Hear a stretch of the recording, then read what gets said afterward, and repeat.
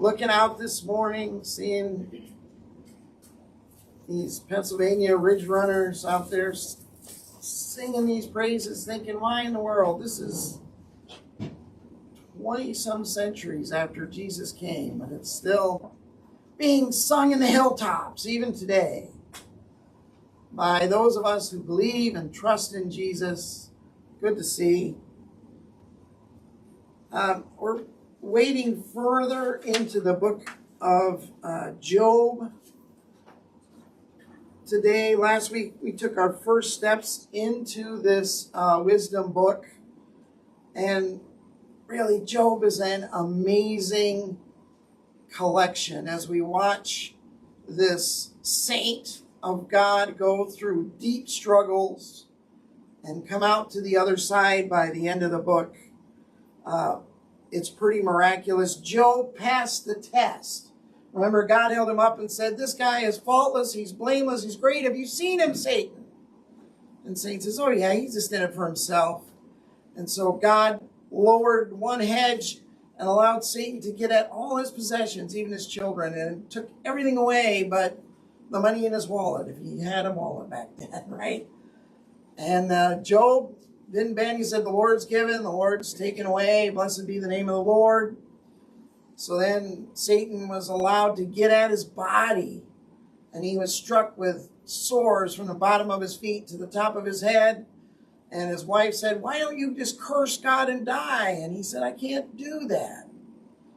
And he refused to do that. He passed the tests that Satan had put on him, and now he's living with the results of those tests that Satan put him under. And his three friends, and they're good friends, they've decided they're going to come and try to give some comfort to Job, and they've sat with him for a week in silence, just being with him. And sometimes that's all we can do, right? It's just to be with that other person. But they've got the answer. They know God is the just one, and that if Job can just go to the Lord, make things right, the just one will come out for Job. Now, this is how Job is feeling when they met up with him. He's a broken man, and he's been crying in distress. And he says, I wept for people in trouble like this. I've grieved for folks in my situation.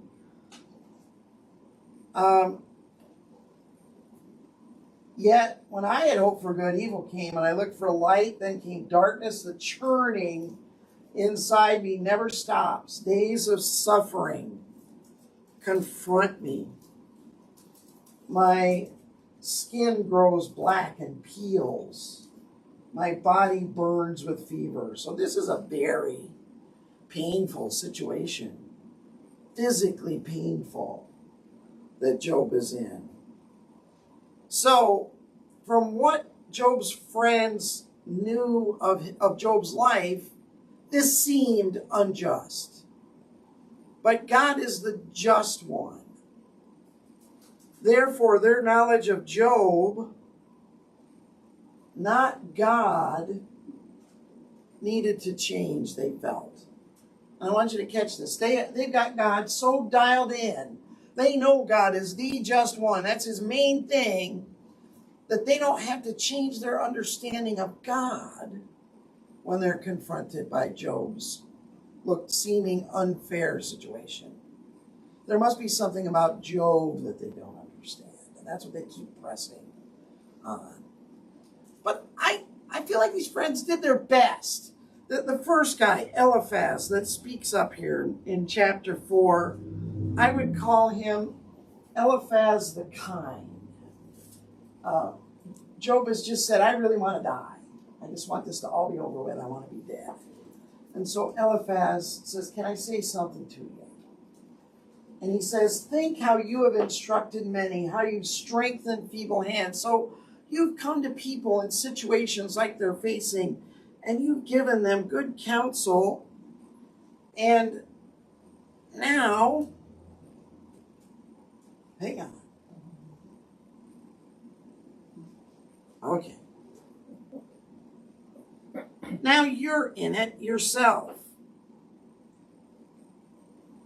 Your words have supported those who stumbled. You've strengthened faltering knees. But now trouble comes to you and you're discouraged. It strikes you and you're dismayed. So this is your first time facing something like this, Job. Those words that you use to help other people, now it's time to apply them to yourself, I think Eliphaz is saying here. You've given great counsel and help to other people. Now apply that to yourself. And he says here, should not your piety be your confidence and your blameless ways your hope? Job, you've lived a good life. I've looked at your life. It's a good life. Trust in that. Go to the Lord with that life. And then he comes on to what's really going to be the main argument that the friends have.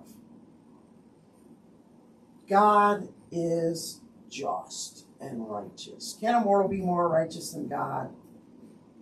The answer assumed is no. If God places no trust in his servants, if he charges his angels with error,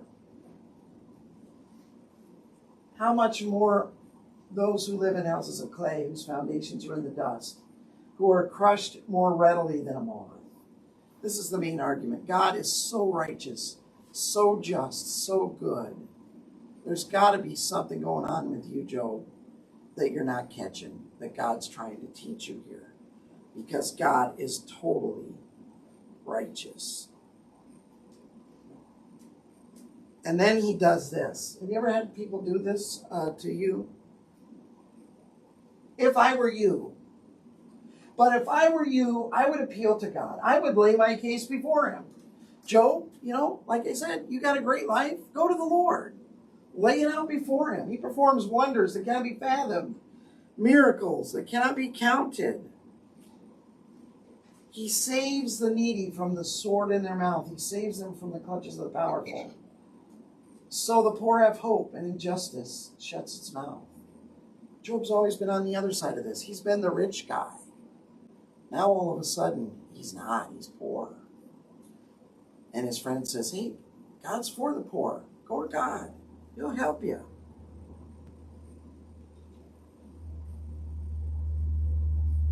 Blessed is the one whom God corrects. This is another key feature here. So do not despise the discipline of the Almighty. So there's something going on with you, Job. God's trying to teach it to you. He's disciplining you. You've got to pick up on what that is and get it made right with God. That's their whole argument. For he wounds, but he also binds up. He injures, but his hands also heal. So go to God, get it straightened out with him, and he'll heal you. Now this to me brings up an interesting point. One, when Job passed, when he refused to curse God and die, why didn't God say, great, test is over, you passed, Satan loses, I'm just going to heal everything. Jesus, who healed the leper, could have went to Job and said, okay, boom, let's heal that skin. Let's get rid of all this nasty stuff. All the stuff that the Sabaeans and these raiders and everything had taken could have been given back to Job. We even know if God wanted to, he could have resurrected Job's kids from the dead. He could have given everything back. Why didn't he do that? Because God had something deeper going on with Job than just this contest with Satan. And we're going to see what it is. It had to keep going so that Job could get what God was offering him. Well, we can see that Job did ask for forgiveness. What is mankind you make so much of them, that you give them so much attention, that you examine them every morning and test them every moment? Will you never look away from me or let me alone for an instant? Oh my goodness, this guy that has loved the Lord is now saying, God, what? Just back off. I need some space. Your presence is feeling oppressive now.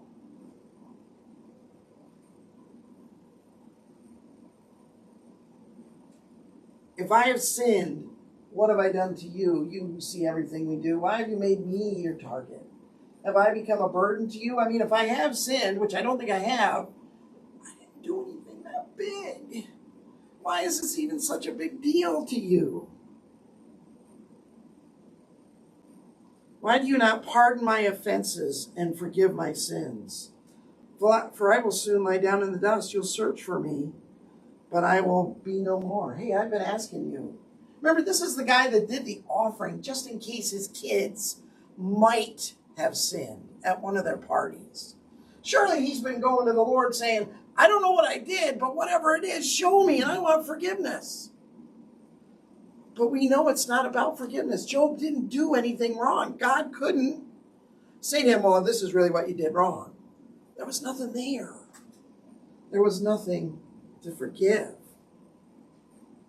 Now, Job gets into a pattern here. I would go to God, but.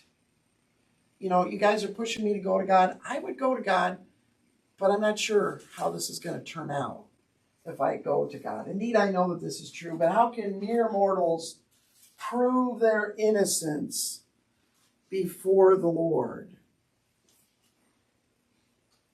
Though they wish to dispute with him, they could not answer him one time out of 1,000. His wisdom is profound. His power is vast. Who has resisted him and come out unscathed? He moves mountains without their knowing it and overturns them in his anger. He shakes the earth from its place and makes its pillars tremble.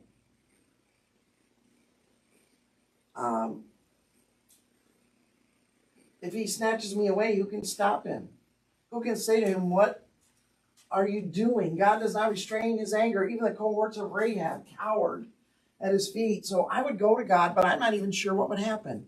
God is so big, so huge. He moves mountains without even thinking about it. And I am so tiny. I'm so nothing. My thoughts are so far below his. How can I ever hope to go to the Lord and get any kind of an answer? I would go to God, but I'm not even sure how that would work out. I'm not sure what would happen. And then, and we all do this, I think. Well, maybe I'm just confessing. I do it from time to time. I don't know what to expect if I went to the Lord. So you know what? I'm just going to expect the worst. And that's what we see right here. How then can I dispute with him? How can I find words to argue with him? Though I were innocent, I could not answer him. I could only plead with my judge for mercy. Even if I summoned him and he responded, I do not believe he'd give me a hearing. He would crush me with a storm and multiply my wounds for no reason. So he's like, yeah, God might give me an audience. I might get there. And he might just go, and that's it. I don't know what to expect, so I'm going to expect the worst, right? Oh, my goodness. Anybody out there ever done that? I don't know what's coming. It's going to be the worst.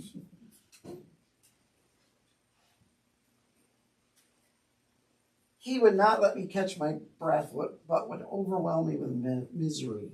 If it's a matter of strength, he is mighty. And if it's a matter of justice, who can challenge him? Even if I were innocent, my mouth would condemn me. If I were blameless, it would pronounce me guilty. So I'm not even sure what I would say when I got before the Lord and got into his presence. And I'm sure I would say the very worst thing possible that would condemn me. I would go to God, but I don't have a mediator. This idea, and I believe it's from the Lord, starts to crop up in Job's thinking of a mediator. He is not a mere mortal like me that I might answer him, that we might confront each other in court. If only there were someone to mediate between us, someone to bring us together. Now we know, living on the other side of Jesus, that Jesus, the Son of God, is the mediator. We know that. Job has no concept of that. They're just God and his justice. But now God's introducing into Job's heart, into his mind, a mediator. Someone to remove God's rod from me so that his terror would frighten me no more. Then I would speak up without fear of him. But as it now stands with me, I cannot. So I can kind of start to see that I could go before the Lord if there was a mediator to go with me, that I wouldn't be going by myself. Someone on God's level, someone on my level that could mediate in between. I think this is the Lord starting to speak into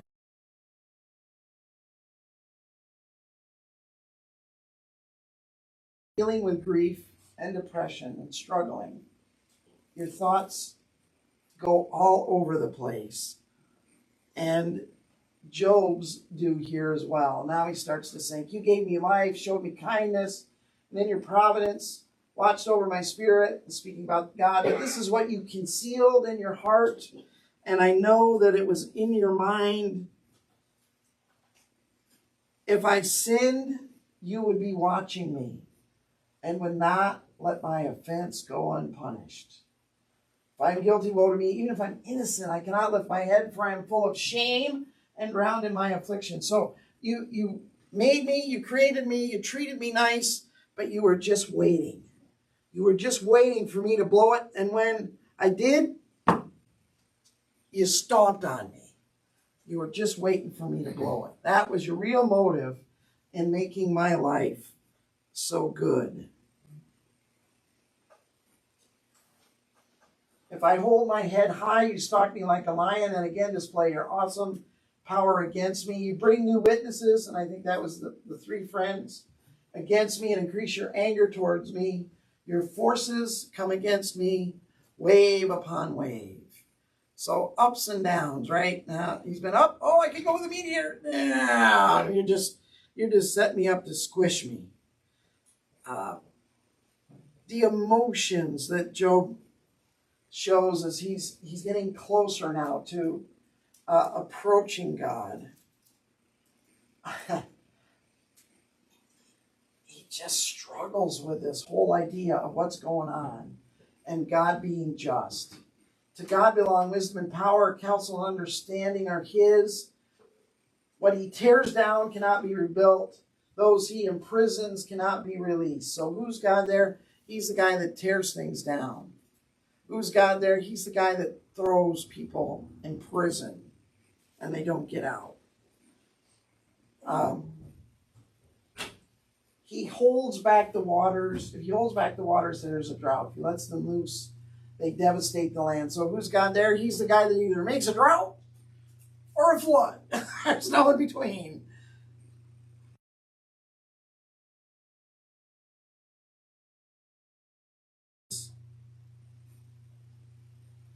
He leads rulers away stripped and makes fools of judges. He takes off the shackles put on by kings. So God there is, if you're a ruler, he's going to lead you away. If you're a judge, he's going to make a fool of you. If you have condemned someone as a king, God's going to set him free.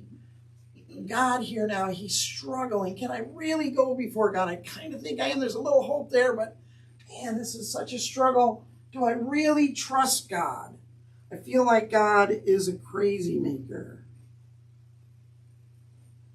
He leads priests away stripped and overthrows officials long established. He silences the lips of trusted advisors and takes away the discernment of elders. He pours contempt on nobles and disarms the mighty. He reveals the deep things of darkness and brings utter darkness into light. He pours contempt on nobles. Oh, I'm going to read it down.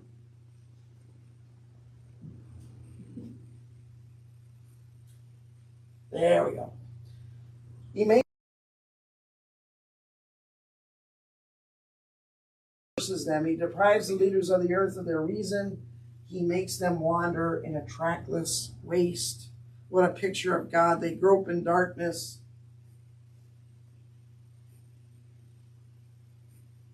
They grope in darkness with no light. He makes them stagger like drunkards. So God, I don't know if I can trust God. I really want to trust God, but he kind of makes things crazy. He's kind of flipped everything upside down. But he can't stick with that. God has to be just. Though he's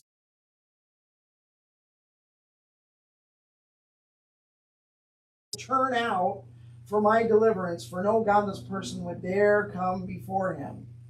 So again, it comes back down to that, what's your bedrock in your life? That trust in the Lord. He comes down to that bedrock and he says, I gotta trust God. I really have to believe in him.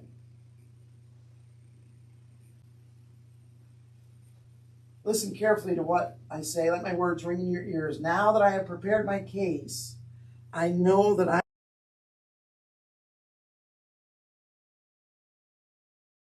will be vindicated. He's trying to hold on to that. Can anyone bring charges against me? If so, I will be silent and die. I am innocent before the Lord. And we know this is true. I had to keep reminding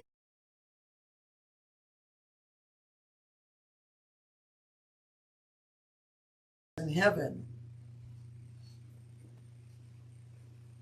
But then he goes on. This is great. And I think this is part of the revelation God wanted to give him. Earth do not cover my blood. May my cry be never laid to rest. Even now, my witness is in heaven. My advocate is on high. And I think that this is the second person of the Trinity, God the Son. This is Jesus. As Job is seeking the Lord, this is Jesus saying, I'm there for you, Job. I'm talking to God the Father in heaven for you. I am there for you now. Job.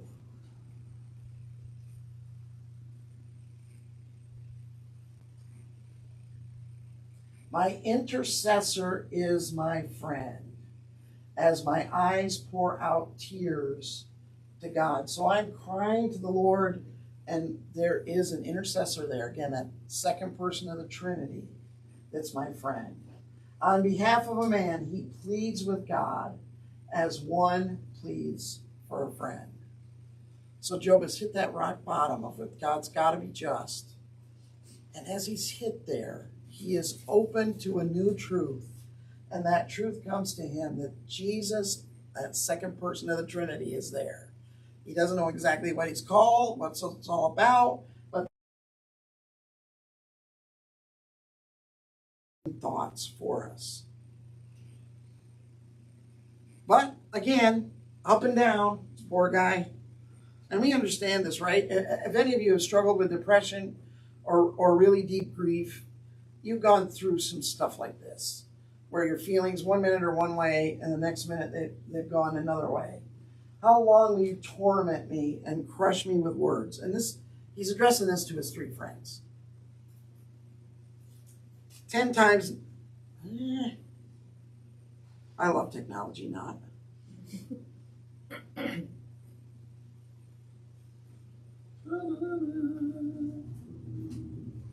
10 times now you have reproached me. Shamelessly you attack me. If it's true that I've gone astray, my error remains my concern alone. So guys, this is really not your business. Quit bugging me about this, right?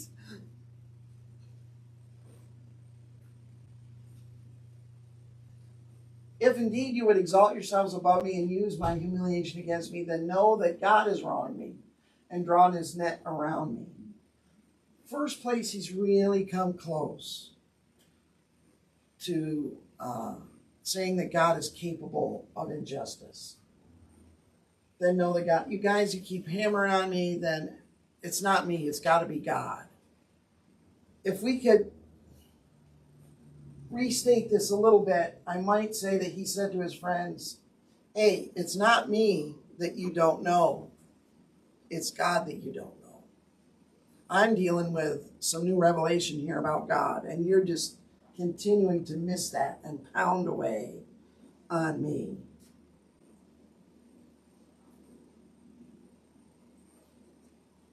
This is powerful.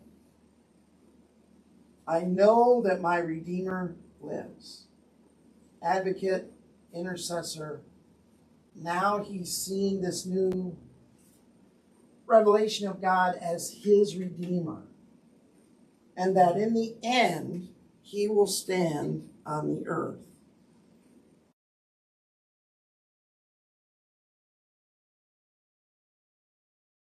He wanted. I am just going to die and there'll be nothing.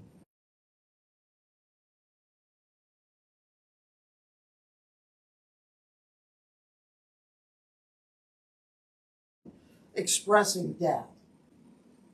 And after my skin has been destroyed, yet in my flesh, I will see God. His understanding of what happens to him after physical death is starting to change. He's getting a new understanding of death. Yet in my flesh, I will see God.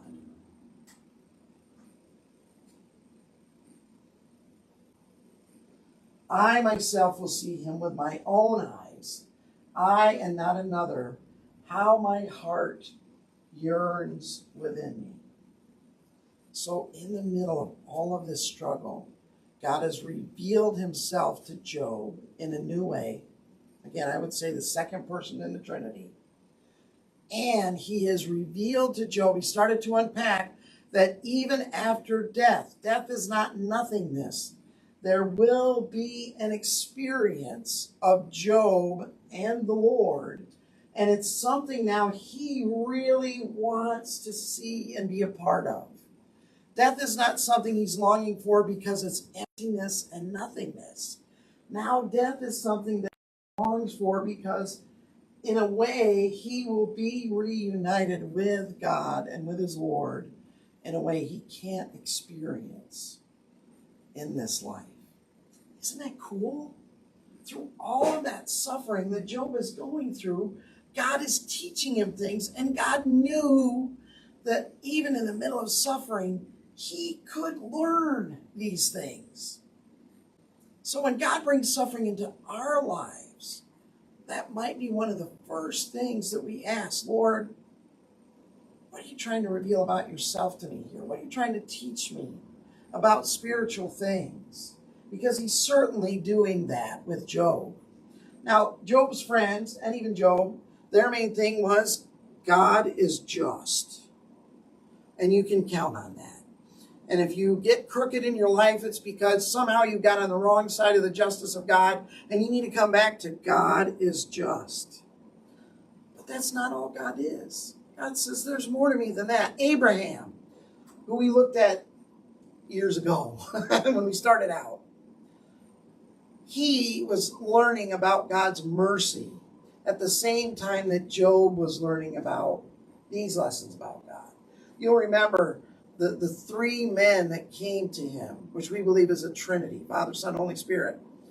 And he said to them, okay, you're going to destroy Sodom and Gomorrah. My nephew lives there. If there are 40 righteous people, will you spare it? If there are 30, if there are 20, if there are 10. He was pushing on God's mercy and learning about God's love and mercy. God is more than just justice. He's also loving and merciful.